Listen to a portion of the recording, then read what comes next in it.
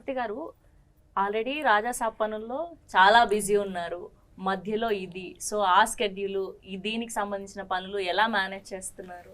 ఉన్నాడు కదా మా వాడు, తనకు అప్ చెప్పాడే ఇది బాగుందని అనుకుంటే తనకు అప్ చెప్పేస్తాను, he will take care everything. So how you are managing అంటున్నా, అంటే ఆ మైండ్లో అది రన్ అవుతూ ఉంటుంది కదా ఆ స్ట్రెస్. స్ట్రెస్ అనుకుంటే స్ట్రెస్ కాదనుకుంటే కాదు. నేను ఇంకా చాలా పని చేస్తా, అందువల్ల నా పని ఎక్కడ ఆగదు. నేను అన్నీ ఏ హెడ్ ఉంటాను, అందువల్ల నేను చాలా ఆర్గనైజ్డ్గా ఉంటా.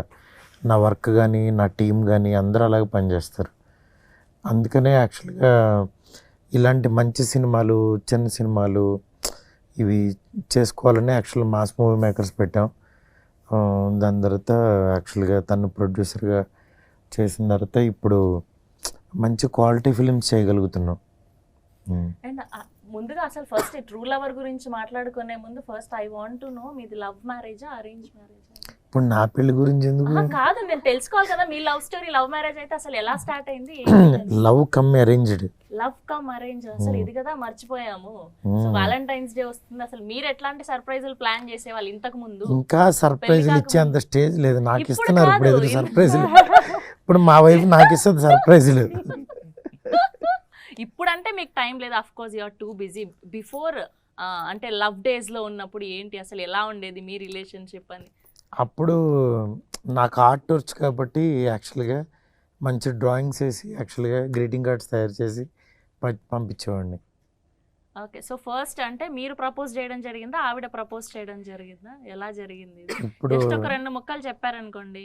ఇప్పుడు ఈ వ్యాలంటైన్స్ డే ఏ అమ్మాయి ప్రపోజ్ చేయదండి, వాళ్ళు అలా చూస్తారు అంతే. మేమే కార్డు తీసుకెళ్ళి ఇవ్వాలి.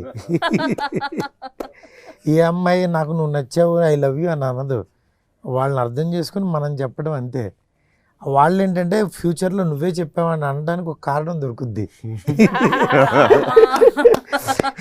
నువ్వే చెప్పావు, నేనేం లవ్ చేయలేదు, నేను చేస్తానని నీకు చెప్పలేదు అంటారు. ఏ అమ్మాయినైనా చేసేది అదే. కానీ ఎంతైనా కూడా ఫస్ట్ అబ్బాయిలకే కొంచెం ఇది ఆ గోరోజన ఎక్కువ ఉంటది కదండి, అమ్మాయిని పడేయాలి, చూడాలి, నాతో మాట్లాడితే బాగుండు. కానీ ఆడవాళ్ళు ఇలా చూస్తారు కాబట్టి వాళ్ళ గోరోజనం అక్కడి నుంచే స్టార్ట్ అవుద్ది. అప్పుడు మా గోరోజనం బయటపడుద్ది. అంతేగాని ఇలా తిరిగి మాదే తప్పంటున్నారా ఇప్పుడు? తప్పంటలేదు, మ్యూచువల్ అంటున్నా. అటు చూస్తారు కాబట్టి ఇక్కడ కార్డులు రాస్తారు, అప్పుడు రాస్తారు తీసుకెళ్ళి ఇస్తారు. ఇంకా అక్కడి నుంచి వీళ్ళని హ్యాండిల్ చేయలేక మా వాళ్ళు వస్తారు. అదే తేడా, అదే true lover. That's so nice. So ఇప్పటి వరకు కాలేజ్ డేస్లో కానీ, లేదంటే నార్మల్ స్కూల్ డేస్లో కానివ్వండి, లేదంటే మీరు ఇండస్ట్రీకి వచ్చాక కానివ్వండి, ఏదైనా బెస్ట్ ప్రపోజల్ అనిపించిందా? మీరు యాక్సెప్ట్ చేశారా లేదా ఉందా అని నేను అడగట్లేదు, మీకు వచ్చిన బెస్ట్ ప్రపోజల్ ఏంటి? ఒక అబ్బాయి అదే నా ఏదో బర్త్డేకి ఒక 5 లెటర్లు పంపించారు. ఏంటని ఓపెన్ చేస్తే 5 సంవత్సరాలు నాతో మాట్లాడలేక ప్రతి సంవత్సరం ఒక్కొక్క బర్త్డేకి ఒక్కొక్క లెటర్ రాసి దాపెట్టుకున్నాడు. మళ్ళీ ఏ ఇయర్కి ఎందుకు ధైర్యం వచ్చిందో నాకు తెలియదు, కానీ ఒక 5 లెటర్లు ఒక బర్త్డే రోజు ఇట్లా రాగానే కొంచెం లైక్ మరి అలా ఉంటారా అని అనిపించింది. సో దట్ వాస్ కైండ్ అంటే ఏమో, కానీ 18th birthday, 19th birthday, 20th birthday అని ప్రతి బర్త్డేకి సార్ చెప్పొద్దా? ఓకే, అలా ప్రతి బర్త్డేకి ఒక 5 లెటర్స్ ఏదో బర్త్డే రోజు పంపించాను. కానీ నిజంగా ఇప్పటికీ అలాంటి అంటే గ్రేట్. బట్ యాక్చువల్గా నేను 10 years నుంచి అని చెప్పి ఒక 10 letters రాసి ఒక హాఫ్ అన్ అవర్లో ఇచ్చేసాం అనుకో. ఏమో ఉన్నాయి, మరి అది నిజం అబద్ధం తెలీదు, కానీ చెప్పాడు అంతే కదా. 5 అదే ఎప్పటి నుంచో పంపిద్దాం అనుకుంటున్నా కానీ నా వల్ల పంపలేకపోయాను. లాస్ట్ లెటర్ అయితే ఇదంతా ఆ బ్యాచ్ లేదంతా ఏమో చెప్పలేం. నిజంగా అతను ట్రూ లవర్ అనుకో, పాపం మనకి మళ్ళీ ఎందుకు. సో ఇప్పుడు ఇంటర్వ్యూ చూసాక అనుకుంటూ ఉంటాడు అది నేనే. సారీ. ఓకే, సో మీ లైఫ్ లో బెస్ట్ లవ్ స్టోరీ ఏంటి? మీది కానీ ఆర్ఎల్స్ మీ చుట్టుపక్కల ఉన్న ఫ్రెండ్స్ ది కానీ, అలా ఏదైనా, లేదంటే మీ లైఫ్ లో ఏదైనా జరిగిందా? చాలా ఉన్నాయండి నా లైఫ్. నేను విన్న స్టోరీస్, నా ఫ్రెండ్స్కి జరిగిన స్టోరీస్ అన్నీ వియర్డ్లీ క్యూట్. బెస్ట్ స్టోరీ అంటే ఏది పిక్ చేస్తారు? టక్కని మైండ్కి రావట్లా, కానీ ఎంతో విన్నాను. హాస్పిటల్లో పేషెంట్స్గా పక్కన పక్కన టోకన్స్ ఉన్న డాక్టర్ చూడడానికి, అప్పుడు మాట్లాడి నంబర్ ఎక్స్చేంజ్ పేషెంట్గా లవ్ అనేది పేషెన్స్ ఉండాలి. అలాంటి ఒక నా ఫ్రెండ్ పెళ్లి చేసుకున్నారు ఇద్దరు పేషెంట్స్ గా. నర్సునా? Both are patients fever both. అది ఇంకా బాగుంది అసలు, నిజంగా మంచిగా వచ్చింది. ఒక రోగం తెచ్చుకుని వెళ్ళి ఇలా నీరసం కూర్చొని మీ ఇంటి పేరేంటి, నీ పేరేంటి అని. ఇదొక క్రేజీ లవ్ స్టోరీ. నైస్.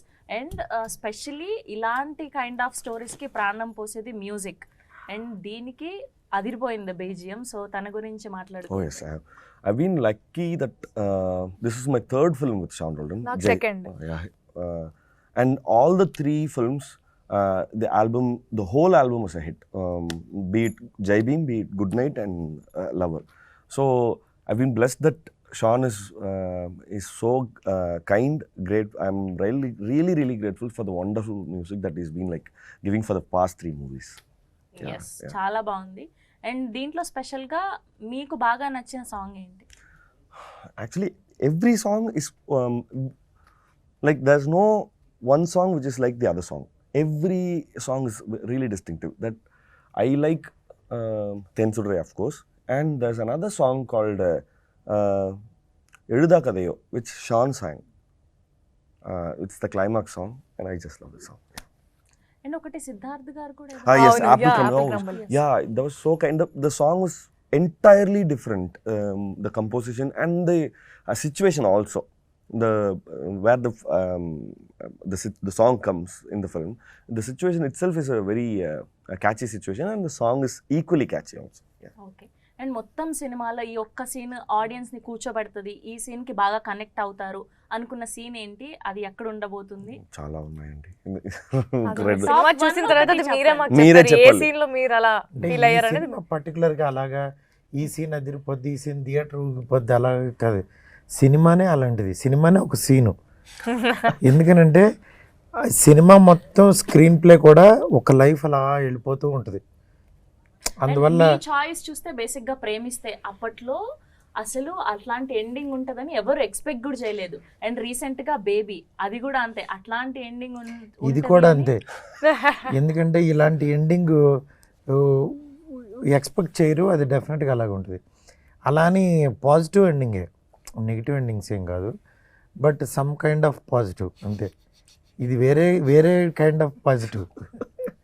చూడు నవ్వుకుంటున్నారు. మేము అదే చూస్తున్నాం. Nicely told. సో మీ మాటల్లో చెప్పాలి అంటే ఏం చెప్తారు?